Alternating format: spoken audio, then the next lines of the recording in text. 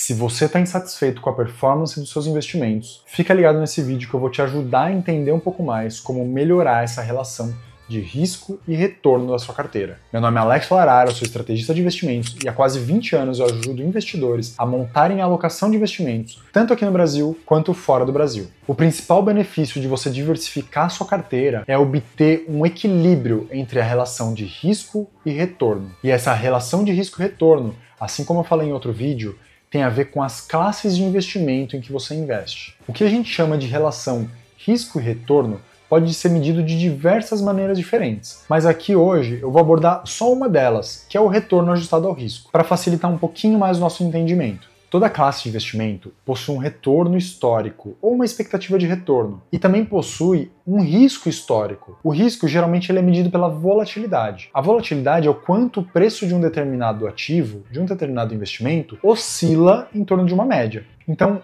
vamos supor aqui, vamos entender como que funciona a volatilidade. Imagina que você fez uma aplicação em renda fixa e ao longo aí dos últimos 2 anos, essa renda fixa rendeu em média 1% ao mês. Isso significa que o seu ponto central é essa média de 1% ao mês. Se alguém chegar para você e falar que esse investimento tem uma volatilidade de 0,5% ao mês, isso significa que em cima dessa média de 1, você vai encontrar uma banda de rentabilidade que vai ficar 0,5% para cima e 0,5% para baixo, ou 2 vezes esse meio para cima, 3 vezes esse meio para cima. O fato é que o seu ponto de referência vai ser sempre a sua média de 1% e você vai trabalhar em cima desses múltiplos de meio para cima ou meio para baixo, 1 para cima, 1 para baixo. Você pode chamar esse 0,5% de desvio padrão ou de volatilidade. Em estatística, existe um conceito chamado distribuição normal, que ela faz uma curva de sino, também conhecida como curva de Gauss. Essa distribuição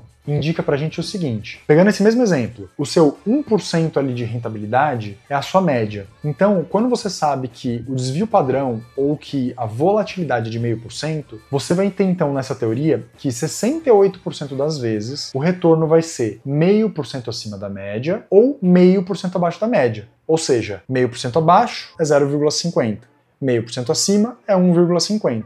Então isso significa que no seu investimento de retorno 1% ao mês médio, com volatilidade de 0,5% ao mês, você pode esperar que 68% das vezes a rentabilidade fique entre 0,5% e 1,5%. Você não vai ter uma precisão de quanto que vai ser esse retorno ao longo dos meses, mas você já consegue ter uma noção, uma probabilidade desse retorno para o futuro. O que faz a volatilidade ser tão importante para um portfólio é porque ela determina o nível de risco associado ao seu portfólio, à sua carteira de investimentos, e ele tem que estar de acordo com o seu perfil de investidor. O perfil de investidor tem a ver com a sua capacidade de tomar risco e a sua disponibilidade de tomar risco.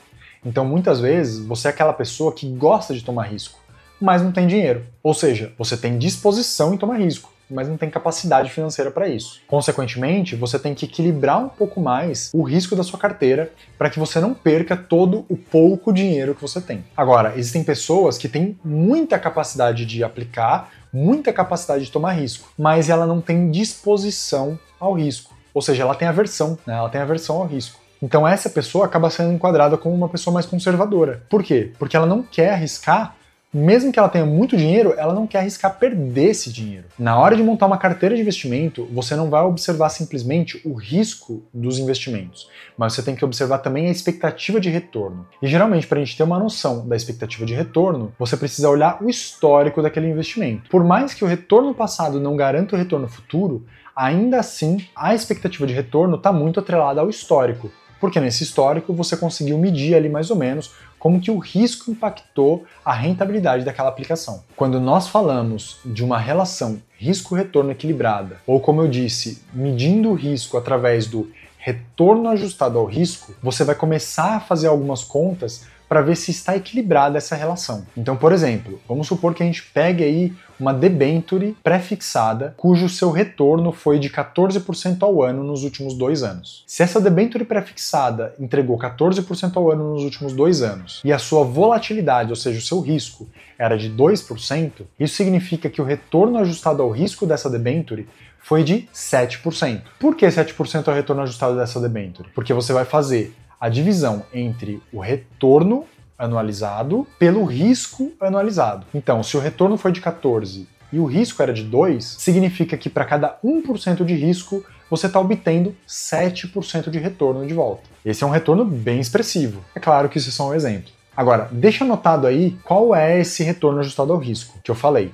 Então foi 14 dividido por 2, nós chegamos ao número de 7%. Vamos pensar agora em renda variável. O Ibovespa nos últimos anos pode ter entregado um retorno de até mesmo 25% anualizado. Isso em alguns períodos específicos. Agora, o mesmo Ibovespa oferece uma volatilidade histórica em torno de 20% ao ano. Isso significa que quando você faz um cálculo de relação risco-retorno por meio do retorno ajustado ao risco, você vai perceber que o retorno ajustado ao risco dele vai ser de 25 dividido por 20, ou seja, 1,25%. Isso significa que para cada 1% de risco, o Ibovespa te devolve 1,25% de retorno. Baixo pra caramba, né? Agora, quando você compara o Ibovespa, que tem um retorno ajustado ao risco de cerca de 1,25%, com uma debenture que entregou 14% de retorno com 2 de vol, ou seja, 7% de retorno ajustado ao risco, você percebe que para cada 1% de retorno, a debênture entrega muito mais rentabilidade do que as ações. Só que na hora de montar uma carteira, você não pode simplesmente olhar para esse retorno ajustado ao risco, porque senão você vai limitar o potencial de crescimento dos seus investimentos. E é aqui que a gente volta para aquela metáfora. Não coloque todos os ovos em uma cesta só. Porque se você depositar todos os seus investimentos numa debênture com 7% de retorno ajustado ao risco, você vai acabar deixando a oportunidade de fazer um investimento que vai render muito mais do que essa debênture. Cada classe de investimento vai proporcionar uma característica diferente para a sua carteira e vai melhorar ou piorar a relação risco-retorno dela. Mas a questão é que você precisa estruturar os seus investimentos de maneira a atingir os seus objetivos. Então, se o seu objetivo, por exemplo, é superar a inflação de forma garantida ao longo do tempo, você não precisa, por exemplo, tomar muito risco na bolsa. Você pode simplesmente comprar títulos do Tesouro que estejam atrelados ao IPCA. Dessa forma, você garante que o seu retorno vai ser superior à sua meta de inflação. Agora, se você quer otimizar sua relação risco-retorno e buscar o maior retorno possível no longo prazo, aí sim é importante você considerar montar uma carteira de investimentos com uma concentração adequada em cada uma das classes. Agora, se você quer aprender mais sobre como montar uma carteira de investimentos bem diversificada e inteligente e fazer parte dessa comunidade de investidores que raciocina e é crítico com seus investimentos, então deixa aqui o seu comentário. Eu quero montar uma carteira. E não deixa de me seguir no Instagram e se inscrever aqui no canal. Te vejo no próximo vídeo.